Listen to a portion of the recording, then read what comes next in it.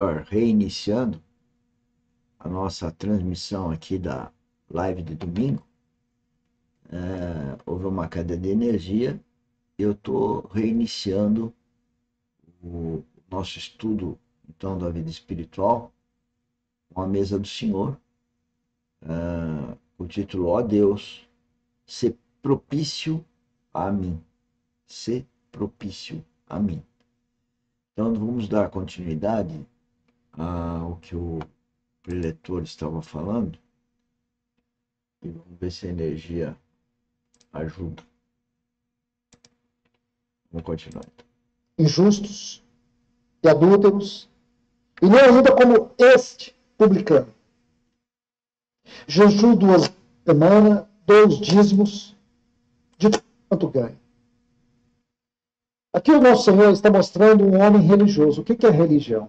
O que a religião faz com as pessoas? Presta A atenção. religião, ela é sempre assim. Ela cultiva a aparência. A religião, ela gosta muito de comparações. Eu não sou como eles. Nós fazemos isso. Nós fazemos isso. Nós somos assim. Isso é religião. Religião sempre cultua a sua própria aparência. Eu diria em outras palavras, a religião é estética. A religião é estética.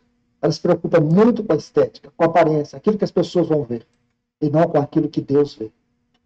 Então, Deus não vê aquilo que nós chamamos de aparência estética da religião. Deus vê a profundidade do nosso coração. Então, nessa pequena parábola, nós temos tantas lições. Esse não é o meu assunto, mas apenas abrindo aqui para uma pequena nota. O versículo 13 diz assim: o publicano, estando em pé, longe, ele ficou longe, não ousava nem ainda levantar os olhos ao céu, mas batia no peito. Essa frase, não ousava nem ainda levantar os olhos ao céu, mas batia no peito. Se você voltar aqui para o versículo 10, diz que eles subiram para o templo. Porém, esse versículo 13 vai colocar um ponto muito especial para nós. Vai dizer assim, que este publicano, ele não se sentia digno de entrar no templo. Ele subia para o templo, mas ele não entrava. Ele não entrava. Porque ele não se sentia digno nem de levantar os olhos para o céu.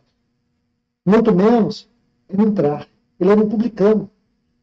Ele era um considerado, para aqueles religiosos judeus, a pior classe de gente. Porque eles entendiam, os judeus, que um publicano que trabalhava para o governo romano, mesmo ali na região da Judéia, em especial na região da Judéia, ele era uma escória do ponto de vista espiritual. Então, é importante que isso fique claro. E por que é importante que isso fique claro? Por causa do próximo versículo e por causa das aplicações que nós iremos fazer. Por causa da oração dele. Isso precisa direcionar nosso coração a esta mesa, ao nosso Senhor. E ver o que Deus considera. O que é aceito diante do Senhor. Qual é a verdadeira espiritualidade, quais são as suas características, quais são as suas bases, os seus fundamentos. Prestemos bastante atenção. O publicano, estando em pé, longe, ele não se aproximava, ele não se achava digno nem de se aproximar, nem de entrar e nem de levantar seu rosto para o céu. Mas ele batia no peito. Este era um sinal muito comum, cultural daquele tempo. Bater no peito, se você estudar, especialmente no Velho Testamento, você vai ver muitos exemplos assim. Era um sinal de opróbrio, de miséria.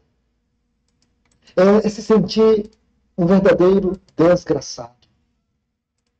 Quando alguém tinha esse comportamento de bater, golpear, inclusive a própria palavra no texto original grego fala de golpear, que eu acredito não ser o sentido exato aqui, mas de bater forte, porque era um sinal, era um ritual, era um comportamento, era cultural. Quando alguém queria demonstrar publicamente quão miserável, quão indigno, quão triste, quão desolado, quão aterrorizado, quão perplexo tinha esse comportamento. Esse comportamento geralmente era praticado nos velórios. Quando alguém recebia a notícia, estava diante de um morto, e estava em desespero, em desolação, batia com as duas mãos fechadas sobre o peito. É justamente isso que está aqui no texto original. Esse era o comportamento dele. O mais interessante é que diz, então observe detalhes, ele estando em pé, longe, não ousava levantar a sua cabeça. Cada detalhe deste homem aqui é importante para nós.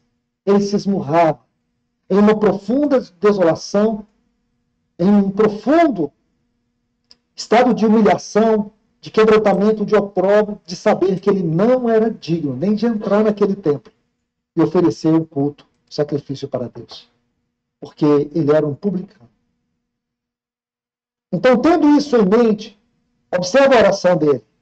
A oração dele, que nosso Senhor coloca nessa linda história, é: ó Deus, ser propício. A palavra que é ilaskomai, que nós estudamos na última reunião aqui no domingo pela manhã. É o termo grego ilaskomai. Essa palavra é muito importante, porque é a palavra para apaziguar a ira, que nós também estudamos. É tornar-se gracioso. Essa palavra significa isso, fazer propiciação. Ela ocorre apenas duas vezes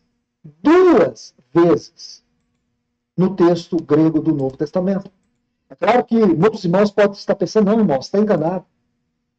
Essa palavra ocorre várias vezes. Não ocorre. Ocorre no texto original duas vezes. Você está confundindo esta palavra aqui, que é ilaskomai, com laskomai, que ocorre 4 vezes no Novo Testamento. E em português elas não estão traduzidas. Apenas existe um termo, que é propiciação.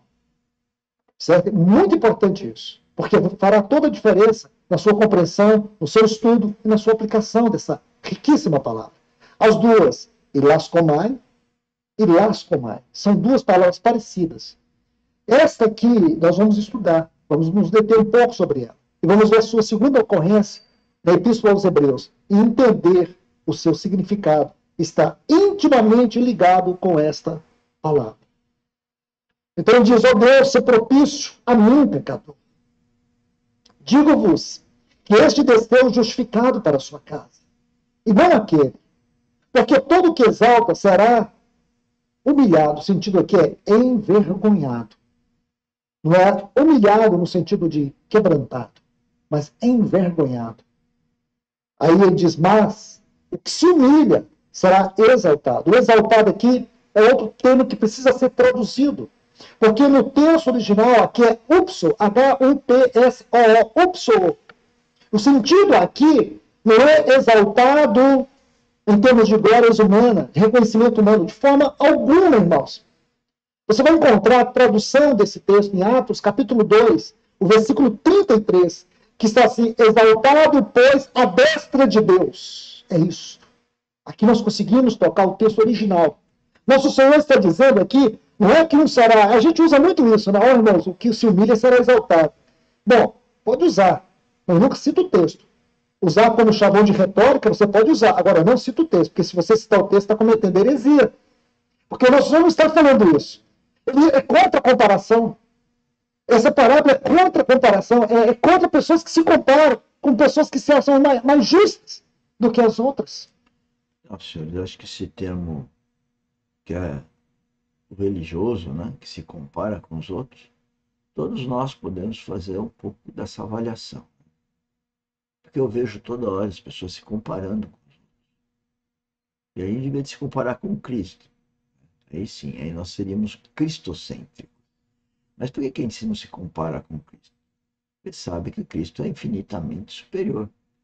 Portanto, se Cristo é infinitamente superior, é porque nós somos pecadores. E precisamos nos descontaminar. Isso só é feito se nós nascermos de novo e ter espírito vivificado. E isso é acessível a qualquer pessoa se procurar de coração Deus.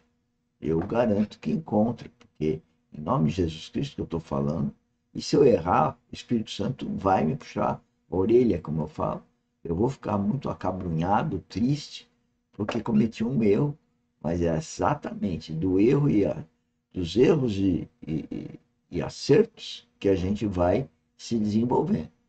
Agora, quem fica se comparando com o outro, se compara porque não está vendo dentro de si o problema. Só vê o problema no outro. Esse é o religioso, é o soberbo, é arrogante. E olha, o que não falta são pessoas assim. Elas não admitem que são pecadoras, que erram. Não, falam, popularmente elas falam, elas são politicamente corretas. Isso são mesmo, perfeitamente.